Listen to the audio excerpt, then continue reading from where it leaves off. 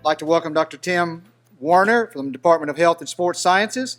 He's going to talk about his area of research on arterial stiffness, its influence on cardiovascular disease, and therapeutic interventions. Coming from a family that has a long history of problems like this, I'm very interested in what he has to say. Thank you all for your time and attention for this disease that I've been studying for a while now. But I want to preface this really early on. When I go about teaching pathophys to my students, they all of a sudden start worrying about getting this disease, self-diagnosing. It's called medical student syndrome. I don't want you to do this to yourself. So again, I'm not a medical doctor, so I cannot diagnose you with arterial stiffness. But today I want to talk to you what it is, what it isn't, how does it become exacerbated, and then what we can do to treat it, and then some of my research behind this topic. So kind of the outline plan here. We'll go through just some of the basic pathophys. I'm not going to get too brutal here, but I want to focus on what's generating arterial stiffness, how I go about measuring arterial stiffness, and then get into the therapeutic interventions behind solving this problem. So when I talk about arterial sclerosis, when I talk about atherosclerosis, people automatically, at least in my mind, think clotting of the artery. Well, arterial stiffness is not clotting of the artery. It's actually strengthening of the arterial walls due to certain pressures. Many of these pressures are mechanical in nature. High blood pressure can generate this. Inflammatory stress. There's this notion that pro-inflammatory cytokines can stimulate the remodeling process inside the elastic arteries. Too much blood glucose. Diabetics are at a higher risk for arterial stiffness. And one of the reasons why this comes about is because the artery is trying to adapt to a changing environment. It's trying to be resistant against these stressors. So acutely, this is a great thing. It's protecting you from the ultimate rupturing of the artery. But chronically, it can wreak havoc on the heart, increasing your risk for heart disease, stroke, things like that. So initially, we start off with very elastic arteries. Our arteries can expand and recoil as blood flows through it. And this is due to lots of elastin fibers inside mostly central arteries. These are the arteries that are coming off the heart. But as the artery goes through the stiffening process, these elastin proteins are changed with less compliant, stronger fibers, which we call collagen fibers, which allows the artery to resist these stressors like mechanical stress, inflammatory stress, and blood glucose, but they're less compliant. So really what's happening here is the artery is not able to expand and recoil like it could once, and that's going to wreak havoc on the cardiovascular system. So where this is really occurring inside the artery, if I were to just take a cross-section of any artery right now, most of the stiffening process is right here in the muscular layer, which we call the tunica media. That's where we see a lot of the protein reconfiguration going on. All right, so let's talk about what happens when your arteries become stiffer. All right, so you're going to see that your aorta's buffering capacity is diminished. What I mean by that is, I can represent this with the illustration. When your heart is contracting during what we call a systolic phase, it ejects blood into the into the aorta. And the aorta's job is to expand and actually dissipate a lot of that strong force coming out of the ventricle. That strong force, if it were to reach the distal capillaries, can actually wreak havoc and destroy some of the capillaries. And that's one of the processes that we actually see in someone who's having stiffer arteries. We see end organ damage in the capillaries in the brain, the kidney. So what the aorta is doing in a healthy individual is it's buffering these strong pulsatile energies coming out of the ventricle. Again, the ventricle is creating pressures of around 120 millimeters of mercury, which is not too terribly high, but the aorta is there to diminish some of those energies so that they don't reach the delicate capillaries. All right. One of the changes that we do see occurring with stiffer arteries is that when people's arteries become stiffer, their systolic blood pressure, the top number that usually reported in blood pressure, is elevated. And the bottom number, the diastolic blood pressure, actually reduces. And the difference between systolic and diastolic is sometimes called diastolic blood pressure, or excuse me, pulse pressure. And pulse pressure will increase because of that. Another consequence of stiff arteries has to do with the heart's ability to receive its own blood flow. And I'll talk more about that later. So back to my model again. In a healthy person, you're going to be able to expand while the heart is contracting, so the arteries are able to expand. But after the heart is done contracting, when it's going back into a resting mode, which we call diastole, these arteries are going to recoil. And that recoil nature in a healthy artery is going to help to push the blood even further out into the periphery. It actually helps the heart out. In a stiffer model, one thing that we see is that when the ventricle is ejecting blood into the arteries here, you don't get that expansion of the artery. So those strong pulsatile energies are now reaching the delicate capillaries, destroying them. Also, because there's no expansion during systole, there's no recoil. And because of that, diastolic blood flow is going to be reduced, making the heart work even that harder.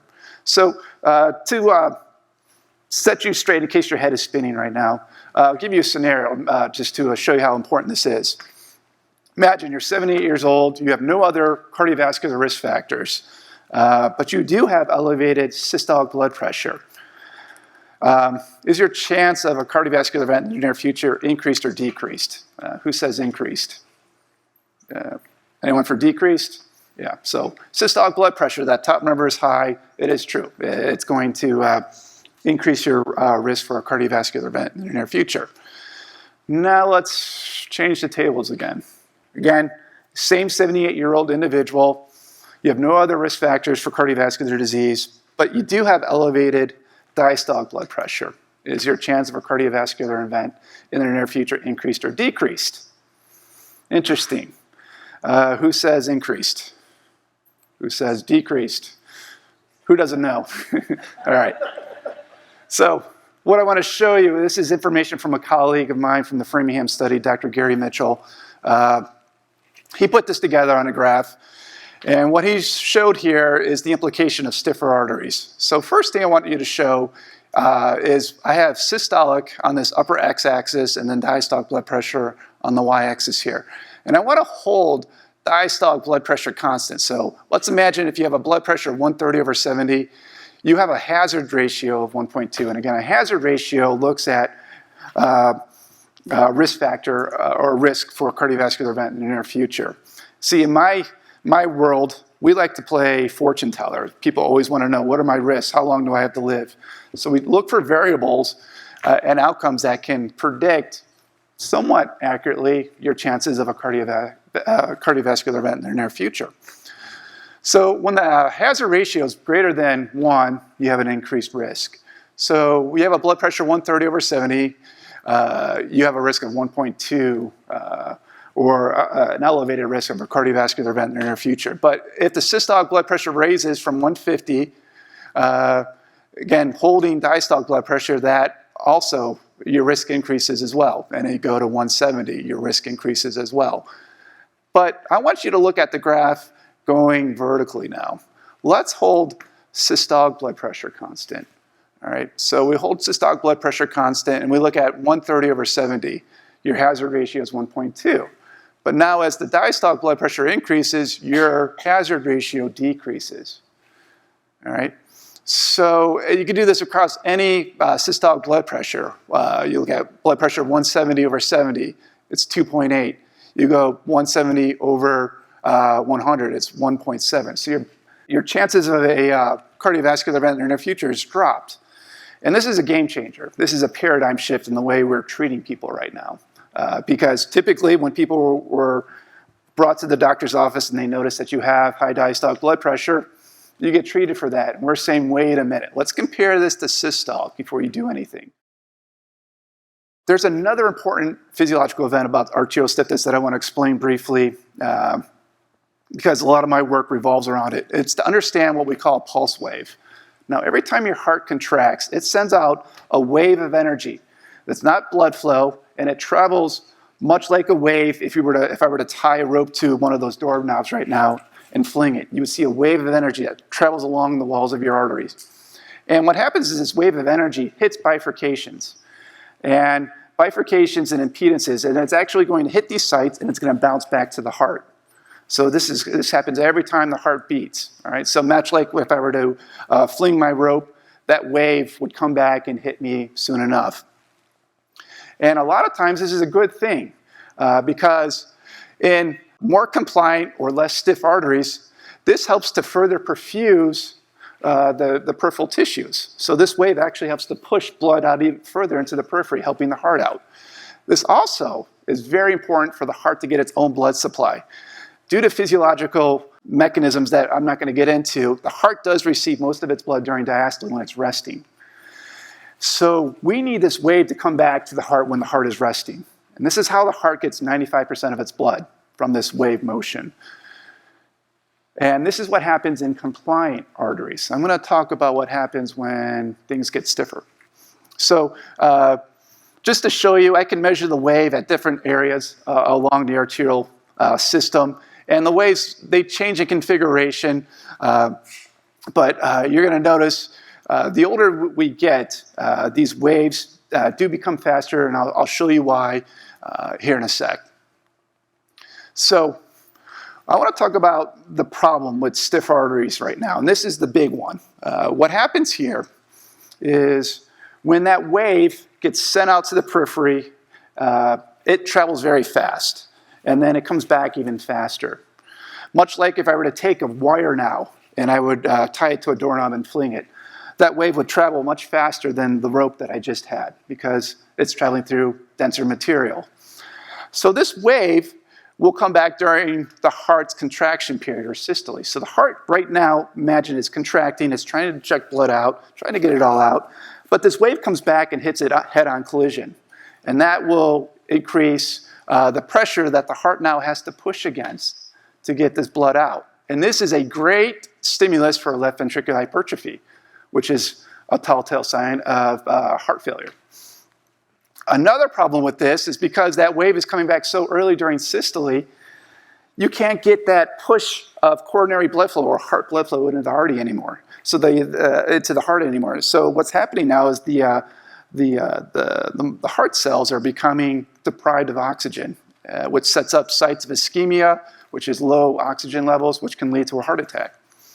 So again, when I talk about this with my students, I know heads are spinning. So just to illustrate what's going on here, let's imagine I have an artery and I send out a wave. Here's the time period during systole. This is diastole. This wave gets created in the ventricle and it gets sent out to the periphery. Now, if there was no site of bifurcation, that wave would go and never come back again. But because it's going to hit sites of impedance, it's going to bounce back.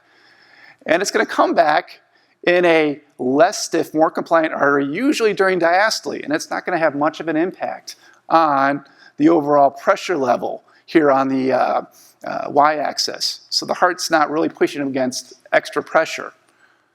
But if I'm dealing with stiffer arteries now, that return wave is coming back during systole when the heart is still trying to push more blood out. And that's going to cause what we call augmentation. It's going to augment the pressure, increasing the stress on the heart, and the area in the curve represents afterload, or something that we measure in the lab, looking at how much additional force this heart has to push against now. And it's doing this every cardiac cycle, usually about 60 times a minute. Now, the other important part I want to point out about this is because that early return on the wave, you miss out on this diastolic kickback. Remember, we need this wave to come back during diastole, and it's not in stiff arteries. So you lose out on the ability for the heart to get its own oxygen supply, which can set up sites of ischemia. And that can lead to increased heart malfunction. So why is arterial stiffness? Why should you care? Basically 3 bullet points. Again, my colleague from the Framingham study, Gary Mitchell, he found that this was the best prognostic index that we have for predicting future cardiovascular events. A lot of people like to go off lipid profiles, blood pressure. This one has the strongest predictive value that we can think of right now. So in playing the fortune-telling game, knowing your arterial stiffness is something I think is pretty important. The issue right now, though, and why you don't see it when you go to your doctor's office, is because this is still early in the ball game. This has only been around for about 15 years. On average, to move something from a bench to the medical room, it takes around, quoting NIH statistics, about 17 years to get real research being utilized inside a medical realm. Again, another important part about arterial stiffness is that we are treating individuals who have high diastolic blood pressure, and we really shouldn't be. Having high diastolic blood pressure is actually a good thing. And we also established that there are a couple markers that we like to look for arterial stiffness. So when you go to your doctors, at least in hopefully in a few years, they'll not only take your blood pressure, but also get an index of your stiffness by looking at how fast that pulse wave's traveling, which we call pulse wave velocity. Really quickly here, because I know I'm running out of time, the faster the pulse wave velocity, or the faster that pulse is traveling, the stiffer the arteries. And this is what Dr. Mitchell found, and that people that had the fastest pulse wave velocities had the greatest risk for a cardiovascular event in the near future. All right, what causes arterial stiffness? It's basically the same stuff that causes everything else, right? Getting older, more exposure to inflammation, more exposure to high stress. Aging will definitely do it. Hypertension, high blood glucose, smoking. Smoking causes just about everything, but definitely people who smoke are at a higher risk. People that have a poor blood lipid profile, who have elevated cholesterol, also will have higher stiffness values. And of course, physical inactivity, my realm. So living a sedentary lifestyle will definitely predispose you to arterial stiffness. So easily what I do in my lab is I measure arterial stiffness using tonometers and ultrasonography. So a tonometer is basically, we hook up an ECG on the individual, or an EKG, and I put a probe on different areas of the arterial site. So I can measure it in the carotid, the brachial, the radial artery, the femoral, and down a little bit lower in the limb. And with this, I can actually figure out when the blood is leaving the heart with the ECG, and I can figure out when the blood is actually hitting the probe, and then I can calculate the velocity pretty quickly from that. What can you do about arterial stiffness? Well, a lot of it's been characterized already. You're going to see that a lot of the blood pressure medicines that some of you might be on, the ACE inhibitors, the ARBs, diuretics, your beta blockers, these are known de-stiffening agents. The problem with these, though, is they all have some nasty side effects. Coughing, waking up at night, using the restroom quite often. So we are interested in looking at alternative measurements or alternative ways to treat this.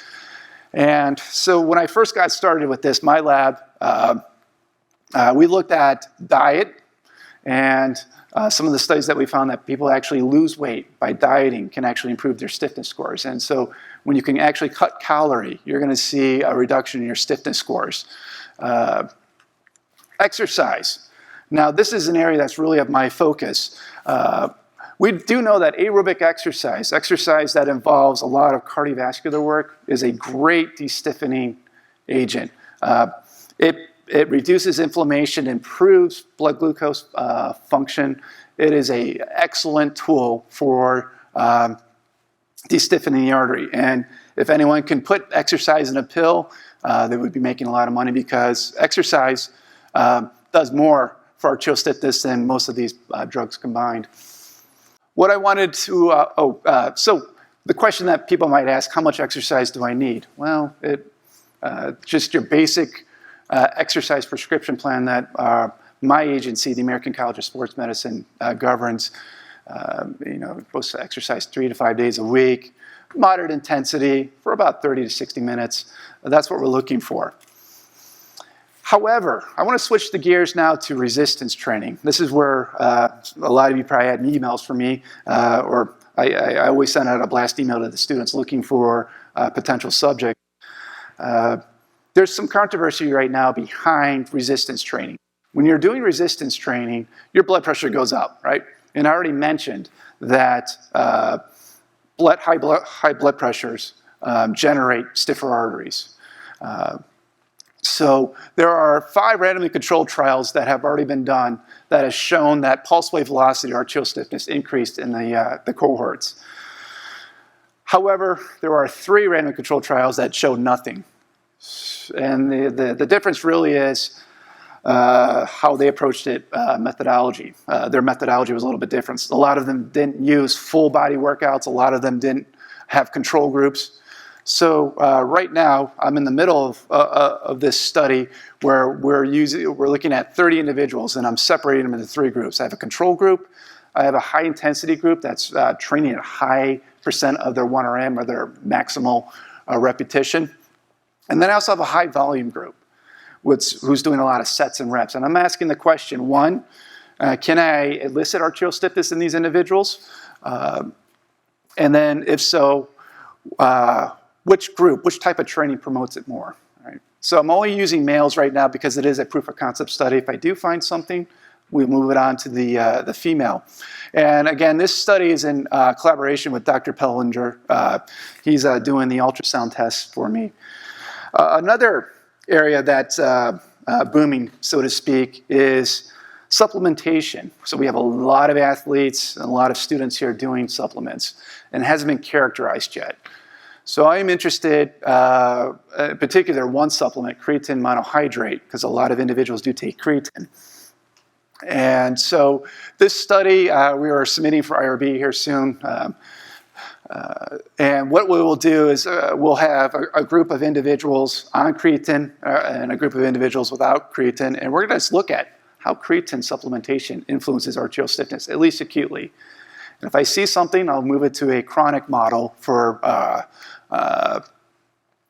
potentially 6 to 12 weeks to further draw things out. So in summary, just want to finish up here. Arterial stiffness is a very, very powerful variable in the driving force for cardiovascular disease. And again, it's just the remodeling of getting out those elastin fibers and putting in stronger collagen fibers so that the artery itself can maintain its integrity without rupturing. The same things that cause just about everything else, diabetes, heart disease, cause arterial stiffness. So, and then I talked a little bit about how we measure it. It's very non-invasive, so it doesn't hurt at all. There's no side effects. And hopefully in the next few years, you'll start to get your stiffness scores measured. Again, there's many medications for this, but there's unwanted side effects with every medication that you take. And of course, the best treatment option out of all I could promote right now is aerobic exercise, bar none, has been shown to have the greatest impact in reducing your arterial stiffness scores. I can't say the same for resistance training. I'm still not convinced either way. Thank you for your time.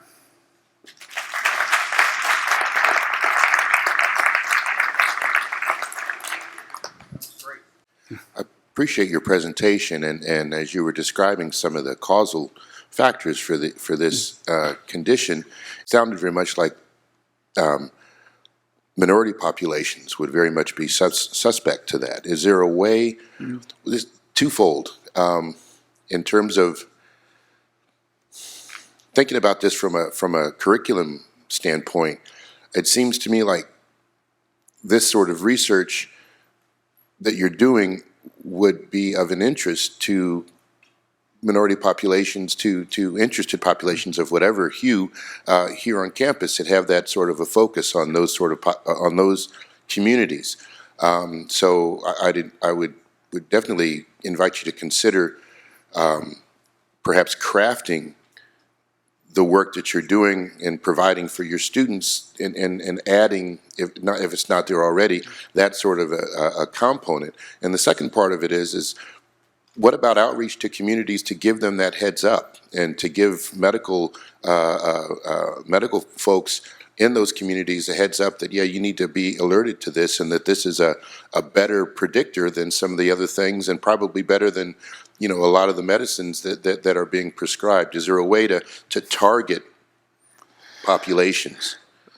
That's the $64,000 question, right? How do we get people to wake up about this? Well, like I mentioned before, on average, it takes around 17 years for this to be brought. So it's just doing conferences and events like this. That's what's going to take. So this movement is growing. I can't predict when and this will actually start to occur. Europe is already starting to measure arterial stiffness scores, but I'm not in NIH or any of the major associations, so I can't speak to what their voice is on this concern, but that is a very good point. Thank you. That was very interesting, Tim. I'm just wondering from your lab research and the kind of protection of human subjects, since you're interested in inducing arterial, is it reversible, easily reversible, and are there animal studies that you could draw upon to support doing this? And then the other question is, why not approach it by seeking subjects that have stiff arteries and seeing if you can reverse them instead of inducing them? Thank you. So that's where my previous work was done at Virginia Tech. We did all sorts of things. We made people gain weight, and it was IRB approved. And we found that their stiffness scores went up. And then we had studies where we had them work with dietitians to lose weight, and their stiffness scores went down. So that question, in my mind, has been answered or addressed effectively. So I'm trying to look for a niche or areas that are not answered. And one of them, pretty big right now, is this controversy between resistance training in this world.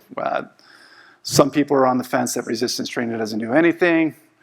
Some people are on the side of the fence that it can stimulate and put you at risk for arterial stiffness. No, I'm a clinical exercise physiologist. I would never tell anyone not to do exercise, but people have the right to know if there's something here. Exercise is an awesome tool to cure a lot of diseases. Do I think something's here? I'm not convinced yet, but I'm not sold either. So it's kind of, we're in the middle of the ball game, and I still don't know what the score will be at the end. Talking about the speed in which the wave travels, does height have an impact? The taller people versus shorter people? In general, you have to, I think it's more of a relative question. So if I have a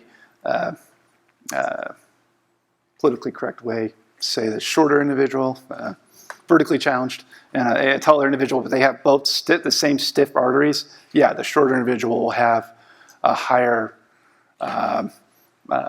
pressure on the heart. They'll have a higher afterload. But in general, shortness, tallness really doesn't influence. We don't see too many discrepancies between someone who's short or tall in your stiffness scores. Thank you. Well, that concludes our presentation portion of 2016 SU Research Day. I do want to give the provost, Dr. Diane Allen, an opportunity to give a couple of comments. But first, give a round of applause for all of our speakers, whether they're here or not.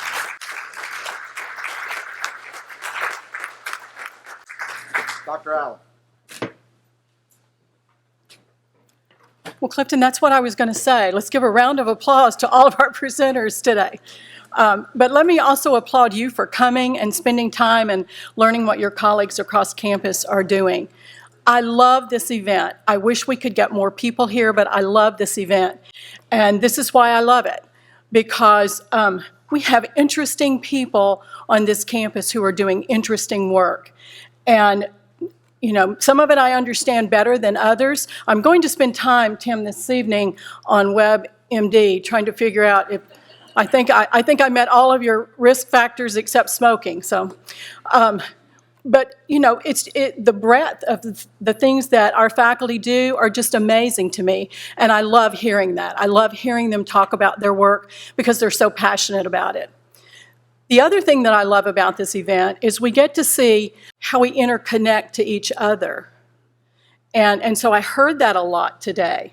You know, a speaker would talk about their work, but talk about how they worked with someone over here or someone in this school. So I love that because that's exactly what this building is supposed to promote. I love that the faculty are connecting their passion, their work, their scholarly effort to what they do in the classroom. Every single speaker talked about students. And so that goes to what we talk about. We're really proud of our teaching here, but I think good teaching is really tied to bringing your passion, your scholarly work into the classroom. And so you can't do them separately. You have to do them together. So I love coming here because that really just confirms for me everything I already believe about what we do here at SU. So thank you again for being here today. Thank you.